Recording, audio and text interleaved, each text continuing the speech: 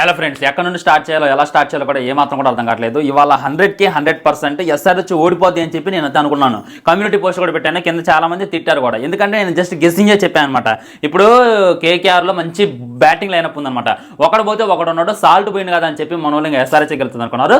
కానీ తనకన్నా పవర్ఫుల్ అయినటువంటి రెహమానుల్లా వచ్చిందని చెప్పి అందరూ కూడా మర్చిపోయారు అనమాట. ముందుగా ఎస్ఆర్హెచ్ ఫామ్ గురించి మాట్లాడుకోవాలంటే అసలు వాళ్ళు ఇప్పుడు దాకా ఆడినటువంటి ఆటకి ఇప్పుడు ఆడేటటువంటి ఆటకి ఏ మాత్రం కూడా సంబంధం లేదు. ఒక మ్యాచ్ ఆడుతున్నారు, 3 మ్యాచ్లు ఆడట్లేదు.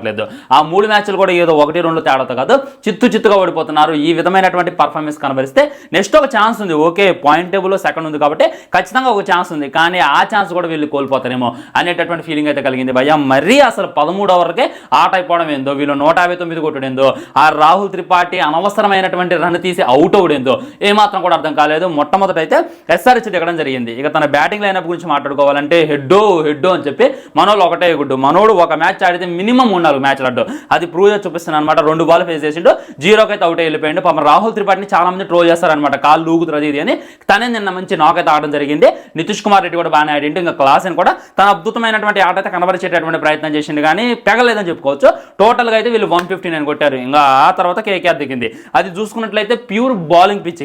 మన దగ్గర బౌలింగ్ గట్టిగా ఉంది. నట్టు ఉన్నాడు, భువనేశ్వర్ ఉన్నాడు, నితీష్ కుమార్ రెడ్డి ఉన్నాడు.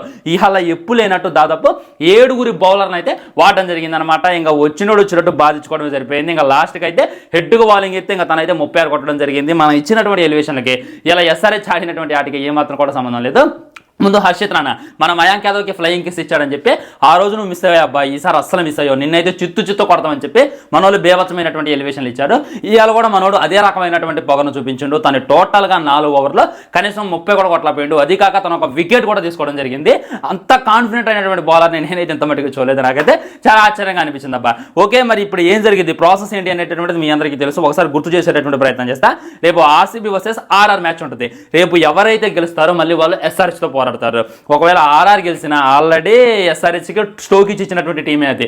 ఒకవేళ ఆర్సీబీ గెలిచిన ఆల్రెడీ ఎస్ఆర్హెచ్కే మళ్ళీ స్టోక్ ఇచ్చినటువంటి టీమే అనమాట. వీళ్ళు కానీ ఇదే పర్ఫార్మెన్స్ కనబరిచారంటే ఇక వేస్ట్ అనమాట. ఇంకా నెక్స్ట్ మ్యాచ్ ఆడుకోం కూడా వేస్ట్. ఒకవేళ ఇంక అందులో గెలిచేటటువంటి అవకాశం ఉంటే ఆ తర్వాత మళ్ళీ కేకేఆర్తో ఉంటుంది. ఒకవేళ ఎస్ఆర్హెచ్ ములికే ఆ టీం మీద గెలిచినప్పటికీ మళ్ళీ తర్వాత ఫైనల్స్లో మళ్ళీ కేకేఆర్ని ఫేస్ చేయాలంటే మళ్ళీ భయం అవుతుంది నాకు. ఇవాళ మ్యాచ్ చూసినప్పుడు కప్పు మీద హోప్స్ కూడా పోయింది.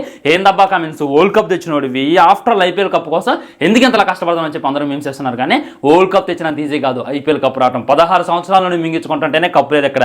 ఇప్పుడు వచ్చి కప్పు కావాలంటే దానికైతే కొద్దిగా ఓపిక ఉండాలనేటటువంటిది క్లారిటీగా అర్థమవుతుంది. మీకే విధంగా అనిపించింది ఈరోజు ఎస్ఆర్హెచ్ గేమ్ ప్లే అనేటటువంటిది డెఫినెట్గా కింద కామెంట్ చేయండి. వీడియో లైక్ చేయండి, షేర్ చేయండి, ఛానల్ సబ్స్క్రైబ్ చేయండి. వందే మాత్రం జై హింద్, బాయ్, నమస్కారం.